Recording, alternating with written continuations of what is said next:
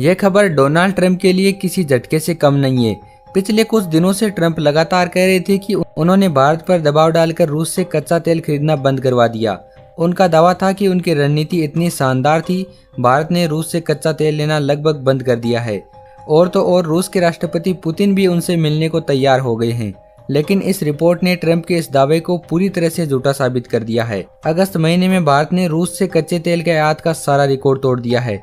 भारत हर दिन रूस से 2 मिलियन बैरल कच्चा तेल खरीद रहा है। इस महीने तो हालात ये है कि भारत ने इराक जैसे अरब देशों से तेल खरीदना कम करके रूस से ज्यादा तेल खरीदना शुरू कर दिया है। यानी अलास्का में ट्रंप पुतिन की मीटिंग के ठीक एक दिन बाद ही भारत ने अपनी तेल डील बढ़ाकर ये साफ कर दिया है कि भारत अपने राष्ट्रीय हितों से समझौता नहीं करेगा। अमेरिका भले ही भारत पर 50% टैरिफ लगाकर दबाव डालने की कोशिश कर रहा हो, लेकिन भारत ने एक कदम से पूरा खेल पलट दिया है। मीटिंग से पहले ट्रंप ने अपने विमान में पत्रकारों से कहा था, मेरे टैरिफ ने भारत को रूस से तेल खरीदने पर रोक दिया है। भारत रूस से 40% तेल खरीदता था, लेकिन अब वो रूस से दूर हो रहा है। लेकिन जमीनी हकीकत और ट्रंप के दावे बिल्कुल उल्टे निकले।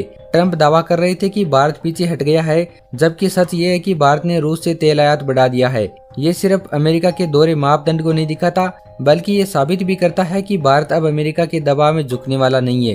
भारतीय विदेश मंत्रालय ने अलास्का मीटिंग का स्वागत करते हुए कहा कि भारत मानता है कि आगे का रास्ता सिर्फ बातचीत और कूटनीति से निकलेगा। दुनिया यूक्रेन संघर्ष का अंत चाहती है। इसके साथ ही भारत ने अमेरिका पर सवालों की बौछार कर दी। अगर यूरोप रूस से 67 अरब यूरो का व्यापार करता है, अगर अमेरिका अपनी न्यूक्लियर इंडस्ट्री के लिए रूस से यूरेनियम और अपनी ईवा इंडस्ट्री के लिए पैलेडियम खरीद रहा है, तो फिर भारत पर अलग से नियम क्यों? यानी संदेश साफ है, भारत दबाव नहीं मानेगा। ध्यान देने वाली बात यह है कि भारत पर लगाया गया 50% टैरिफ एशिया में सबसे ऊंचा टैरिफ है। चीन पर 30% और बांग्लादेश और वियतनाम पर 20% टैरिफ लगाया गया।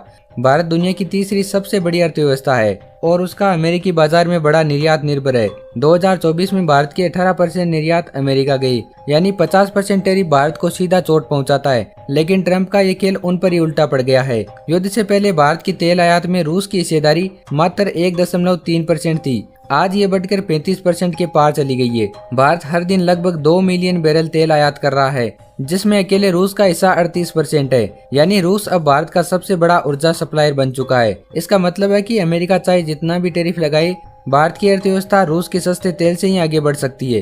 अब सवाल ये उठता है कि क्या ट्रंप अब भारत पर लगाए गए टैरिफ को घटाएंगे या फिर बढ़ाएंगे? अलास्का समिट के बाद ट्रंप के पास अब पीछे हटने का रास्ता बचा है। ट्रंप शायद सेकेंडरी प्रतिबंधों पर दोबारा विचार कर रहे हैं और भारत पर लगाए गए 25% एक्स्ट्रा टैरिफ जो 27 अगस्त को लागू होने वाली है, उसे अभी टाल दिया है। ट्रंप ने फॉक्स न्यूज में दिए इंटरव्यू में कहा, अब मुझे 2 से 3 हफ्तों के बाद सोचना होगा, अभी इसकी जरूरत नहीं है। यानी संकेत साफ है कि भारत की स्थिति मजबूत है। रूस और भारत की ये दोस्ती सिर्फ कूटनीतिक नहीं है, बल्कि अब सीधे सीधे अर्थव्यवस्था की रगों में दौड़ रही है। रूस ने भारत को हर हाल में सप्लाई दी, चाहे प्राइस कैंप का मुद्दा रहा हो या फिर यूरोप का प्रेशर, और बदले में भारत ने रूस का सबसे बड़ा ग्राहक बनकर उसकी अर्थव्यवस्था को संजीवनी दी है।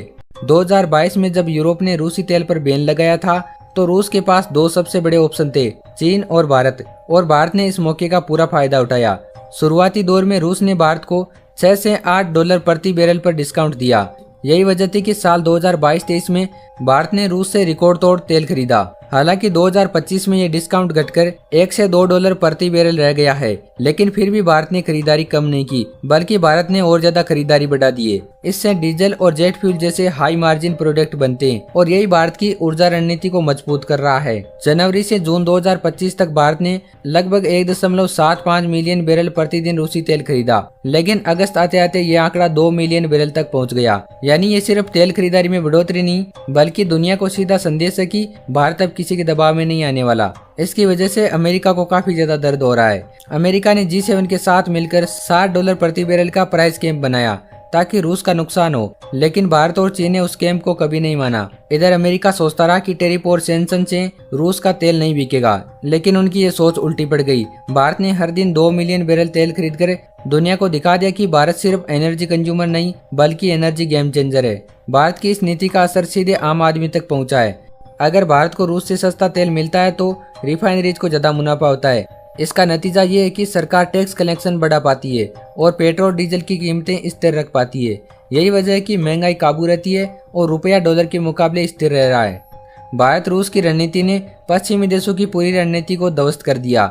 यूरोप आज भी महंगे गैस पर जूझ रहा है, लेकिन भारत रोजाना 2 मिलियन तेल खरीदकर अपनी अर्थव्यवस्था को ताकतवर बना रहा है। ये सिर्फ एनर्जी की कहानी नहीं है, बल्कि दोस्ती की मिसाल है। भारत और रूस का रिश्ता दशकों पुराना है, लेकिन तेल ने इस रिश्ते को और भी ज्यादा गहरा कर दिया। रूस को ग्राहक चाहिए था और भारत को सप्लायर चाहिए था, और दोनों ने मिलकर ऐसी डील बनाई जिसने पूरी दुनिया को सोचने पर मजबूर कर दिया। अमेरिका जितना भी कह ले, भारत को रूस से दूरी नहीं बनानी चाहिए। भारत ने ये साबित कर दिया कि उसकी नीति इंडिया फर्स्ट है। ये सिर्फ तेल का सौदा नहीं, बल्कि ये एक पॉलिटिकल मैसेज है कि भारत अपनी शर्तों पर चलता है। यही नहीं, भारत ने चीन को भी तेल बेचना शुरू कर दिया है। पिछले कुछ दिनों में भारत ने चीन को लगभग 5.5 लाख बिलियन बैरल की एक शिपमेंट भेजी है। इससे आप अंदाजा लगाइए कि भारत खुद तो रूस से तेल खरीद रहा है, लेकिन दूसरे देशों को बेचकर भारी मुनाफा भी कमा रहा है। और खासकर चीन जैसे देशों के साथ हमारा व्यापार ये कोई छोटी बात नहीं है, बल्कि अमेरिका के लिए एक सबसे बड़ा झटका है। इस वीडियो में इतना ही। अगर आपको ये वीडियो पसंद आया तो वीडियो को लाइक करें